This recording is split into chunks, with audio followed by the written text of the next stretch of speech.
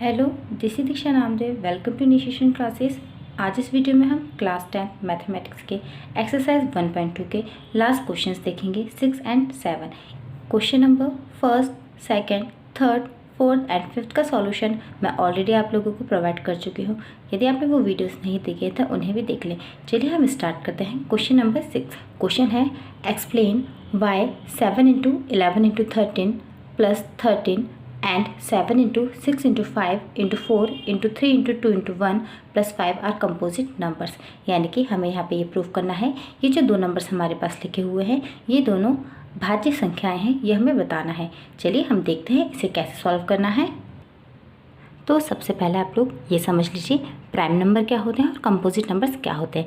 Prime number यानी होता है अभाज्य संख्याएँ। आप लोग ध्यान रखें, प्राइम नंबर का मतलब होता है अभाज्य संख्याएं और जो कंपोजिट नंबर होता है इसका अर्थ होता है भाज्य संख्याएं। मतलब ऐसी संख्याएं जो सिर्फ खुद से और 1 से ही डिविजिबल होती हैं उन्हें हम प्राइम नंबर्स कहते हैं। और ऐसे नंबर्स जिनके 2 से ज़्यादा फैक्टर होते हैं यानी कि 1 के अलावा खुद से और किसी अन्य नंबर से भी वो डिविजिबल होती हैं तो उन्हें हम क्या कहेंगे, कंपोजिट नंबर कहेंगे। एक एग्जाम्पल ले लेते हैं 2। तो हमें पता है जो 2 है वो सिर्फ क्या होता है 1 से डिविजिबल है और किसके टेबल से होगा, खुद के यानी कि 2 से। ऐसे यदि हम आगे बात करें 3 हुआ हमारे पास, 5 हुआ, 7 हुआ, इस तरह से 11, 13, 17 हमारे पास है। या फिर हम क्या करते हैं 23 लिखते हैं, 29 लिखते हैं, या फिर आगे हम डायरेक्ट लिखें 101। तो ये सभी क्या है हमारे पास अभाज्य संख्या, यानी कि जब हम इनके फैक्टर्स करेंगे तो ये खुद होंगे और एक साथ ही साथ क्या मिलेगा, हमें 1 मिलेगा। यानी कि ऐसी संख्याएं जिनके फैक्टर्स 1 होता है और स्वयं वही संख्या होती है तो उन्हें हम क्या कहते हैं, अभाज्य संख्या यानी कि प्राइम नंबर कहते हैं। जबकि कंपोजिट नंबर क्या होते हैं, कंपोजिट नंबर वे नंबर्स होते हैं यानी भाज्य संख्या वे संख्या होती है जो स्वयं और एक के अलावा किन्हीं अन्य नंबर से भी डिविजिबल होती हैं। जैसे यदि मैं यहाँ लिख देती हूँ 4, एक एग्जाम्पल ले लेते हैं 4। तो हमें पता है जो 4 है 1 से भी हो जाएगा डिविजिबल, इसके अलावा 2 से भी हो जाएगा और खुद से भी हो जाएगा। तो आप देख सकते हैं खुद से और 1 के अलावा किसी अन्य संख्या से भी जब डिविजिबल है तो उसे हम क्या कह दे रहे हैं, कंपोजिट नंबर यानी कि भाज्य संख्या। ऐसे हमारे पास जितने भी प्राइम नंबर्स हैं उनके छोड़कर जो भी नंबर्स बचते हैं वो सभी क्या होते हैं, कंपोजिट नंबर्स।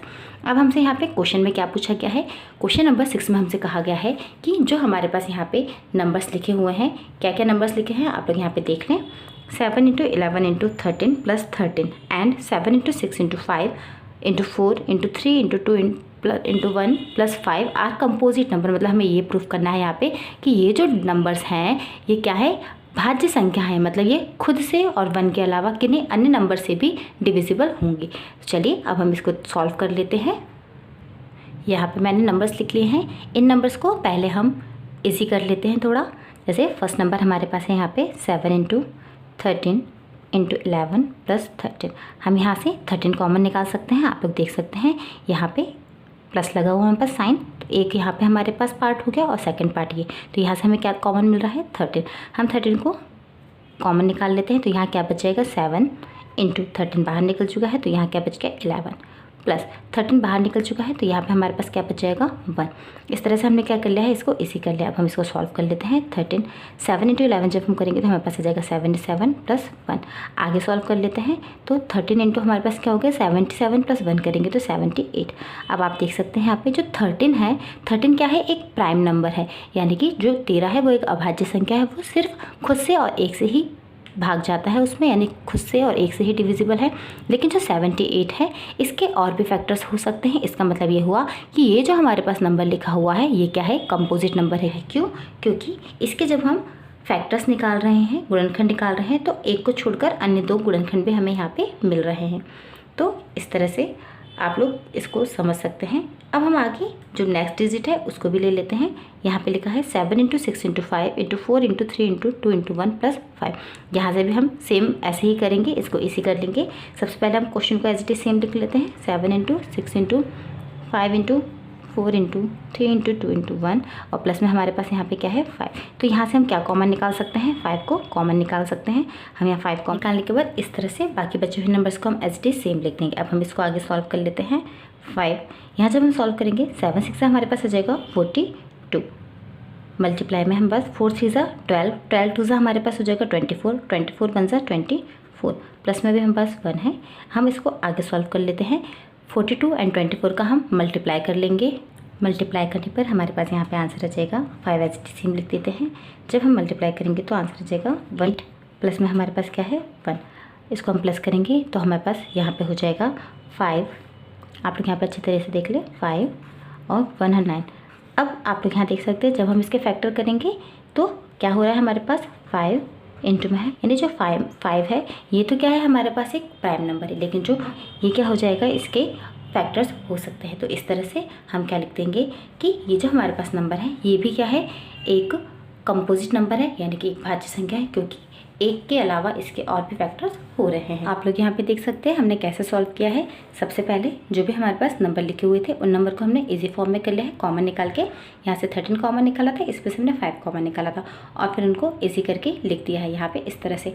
फिर हमने देखा कि इनके जो फैक्टर्स निकल रहे हैं हमारे पास लास्ट में 1 के अलावा और एक प्राइम नंबर जो हमारे पास देखिए यहाँ पे 13 मिल रहा है, यहाँ पे 5, तो 1 एंड प्राइम नंबर के अलावा और एक और फैक्टर हमें ऐसा मिल रहा है कि जिसके और फैक्टर्स हो सकते हैं। तो हमारा स्टेटमेंट क्या हो जाएगा कि ये जो दोनों नंबर्स हैं हमारे पास दोनों ही अभाज्य संख्या हैं। अब हम देख लेते हैं क्वेश्चन नंबर 7 जो है इस एक्सरसाइज का लास्ट क्वेश्चन है, उसे कैसे सॉल्व करना है। क्वेश्चन है हमारे पास there is a circular path around a sports field. Sonia takes 18 minutes to drive 1 round of the field while Ravi takes 12 minutes for the same. Suppose they both start at the same point and at the same time and go in the same direction. After how many minutes will they meet again at the starting point?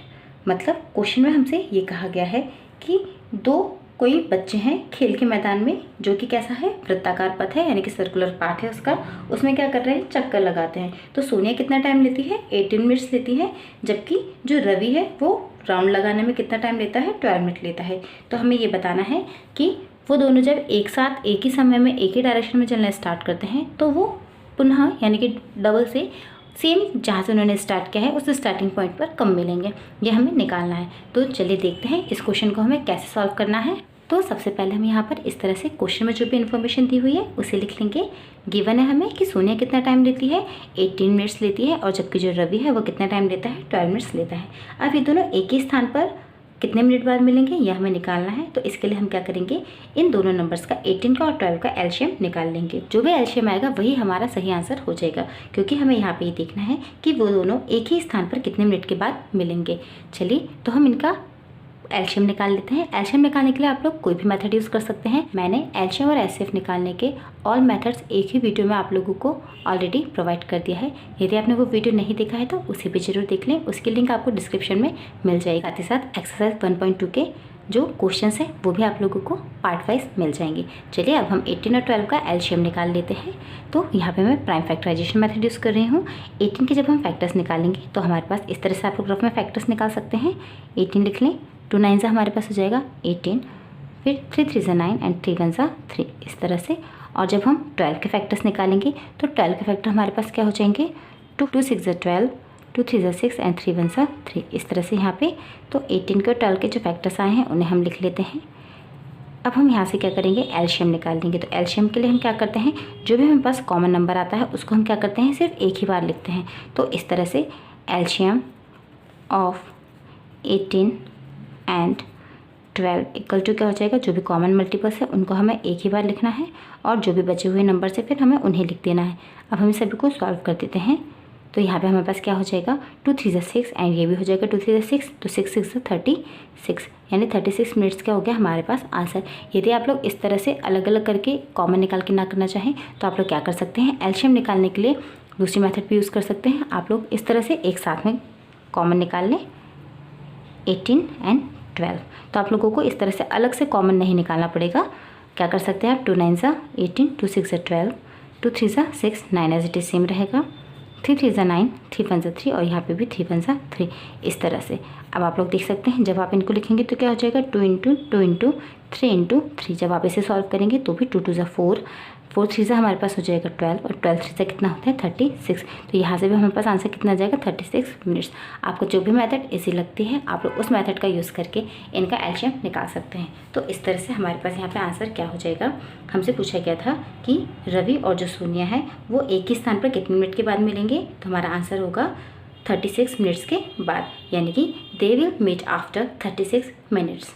I hope आप लोगों को question number 6 and 7 दोनों ही अच्छी तरह से समझ में आ गए होंगे। यदि कोई डाउट रहा हो तो प्लीज़ कमेंट करें और साथ ही साथ वीडियो यदि पसंद आया हो तो वीडियो को लाइक करें, शेयर करें और मेरे चैनल को यदि आपने अब तक सब्सक्राइब नहीं किया है तो प्लीज़ सब्सक्राइब भी करें। Thank you.